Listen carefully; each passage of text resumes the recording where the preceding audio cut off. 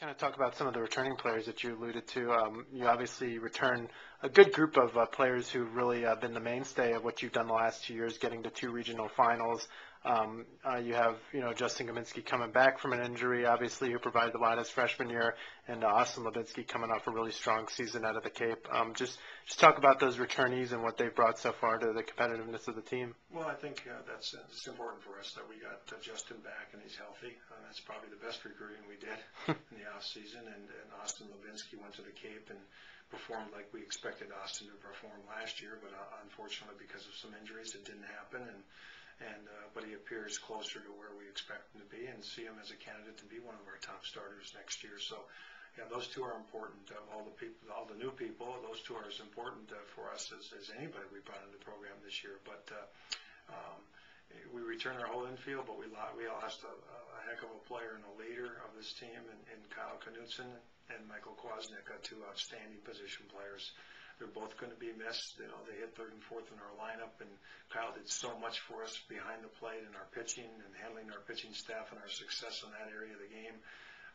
For me, that's the biggest challenge we have in this year is getting that position shored up and getting the type of play that you need to have behind the plate to have a championship team. So for me, that's the number one challenge we have between now and to get to the start of the season is getting that position where we have a consistent performer that can do some of the things that Kyle did for us back there, call the game, handle the staff, be able to control the running game, be a leader.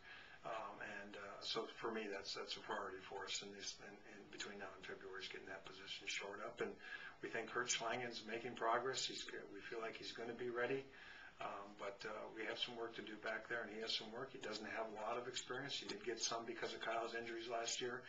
Michael Kwasnick caught a lot for us back there. So really that position, as strong as it was last year for us, is not going to be as strong, and especially on the depth charts as well. We got Sam Ryan back behind there. He's had some arm problems. He seems to be getting better with his arm.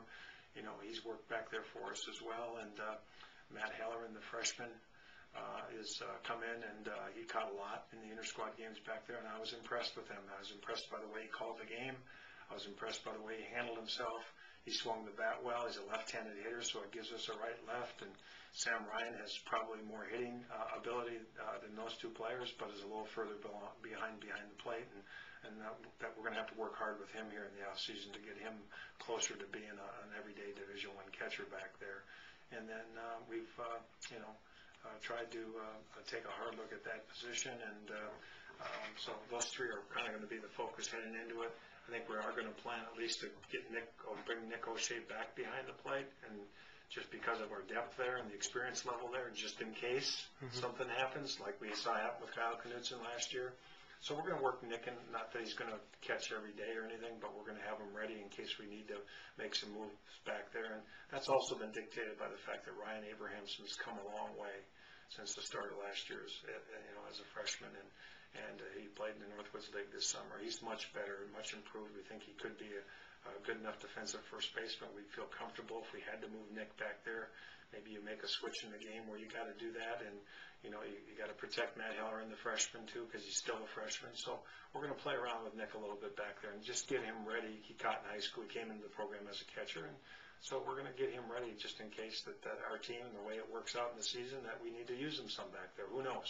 He may never catch an inning. We might use him some back there. He may end up playing a lot. It's going to depend on the development of our team and how those other guys come along as catchers in our program back behind home plate. So that's another possibility as we go forward. And Bobby June showed us what we thought we had there. We've got an outstanding left-handed hitter with some power.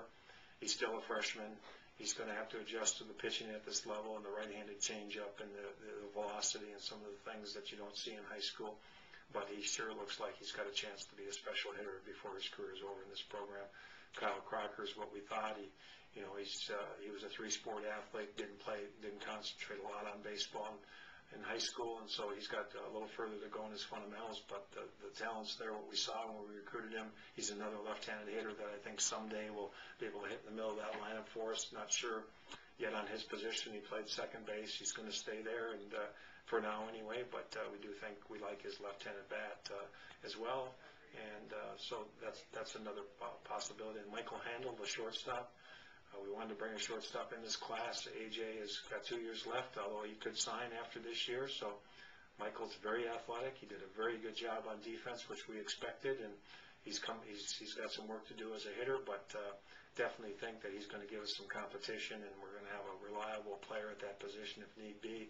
Something happens to AJ, and also get him ready in case AJ does leave after next year to be ready to be our shortstop. But he's everything that was advertised. He's athletic, and he's got some bad speed, and he's going to be a legitimate Division I shortstop in this program. So